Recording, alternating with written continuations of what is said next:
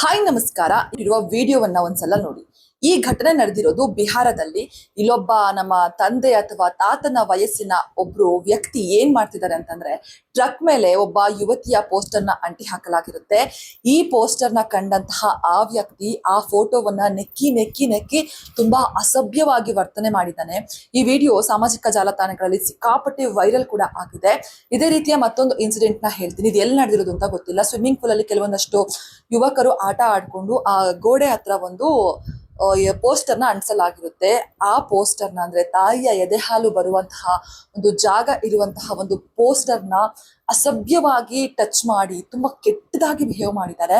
ಈ ರೀತಿ ತುಂಬಾ ಘಟನೆಗಳು ಬೆಳಕಿಗೆ ಬರ್ತಾ ಇದೆ. ಇದನ್ನೆಲ್ಲ ನೋಡ್ತಾ ಇದ್ರೆ ಹೆಂಗ್ ಅನ್ಸುತ್ತೆ ಅಂತಂದ್ರೆ, ಜಸ್ಟ್ ಒಂದು ಫೋಟೋ ಅಥವಾ ಒಂದು ಪೋಸ್ಟರ್ ಎಲ್ಲೋ ಒಂದು ಗೋಡೆ ಮೇಲೆ ಅಂಟಿಸಿರೋದನ್ನೇ ಈ ರೀತಿಯಾಗಿ ಅಸಭ್ಯವಾಗಿ ಅದನ್ನೇ ಅಸಭ್ಯವಾಗಿ ನಡ್ಸ್ಕೊಳ್ಳುವಂತವ್ರು, ಅದನ್ನೇ ಕೆಟ್ಟ ದೃಷ್ಟಿಯಿಂದ ನೋಡುವಂತವ್ರ ಕಣ್ಣಿಗೆ ನಿಜವಾಗ್ಲೂ ಕೂಡ ಒಬ್ಬ ಹೆಣ್ಣು ಮಗಳ ಕಣ್ಣು ಮುಂದೆ ಬಂದ ನಿಂತ್ರೆ ಆ ಕಾಮಕರು ಆ ಹೆಣ್ಣು ಮಗಳಿಗೆ ಏನ್ ಮಾಡಬಹುದು ಅಂತ ಥಿಂಕ್ ಮಾಡಿ. ನಮ್ಮ ದೇಶದಲ್ಲಿ ಈ ಅತ್ಯಾಚಾರದ ಪ್ರಕರಣಗಳು ಜಾಸ್ತಿ ಆಗ್ತಾ ಇದೆ. ಅಂದ್ರೆ ಇಂಥವ್ರಿಂದ ಇದೆಲ್ಲ ತಡಿಬೇಕು ಅಂತಂದ್ರೆ ಹೆಣ್ಣು ಮಕ್ಕಳು ಫಸ್ಟ್ ಸ್ಟ್ರಾಂಗ್ ಆಗ್ಬೇಕು.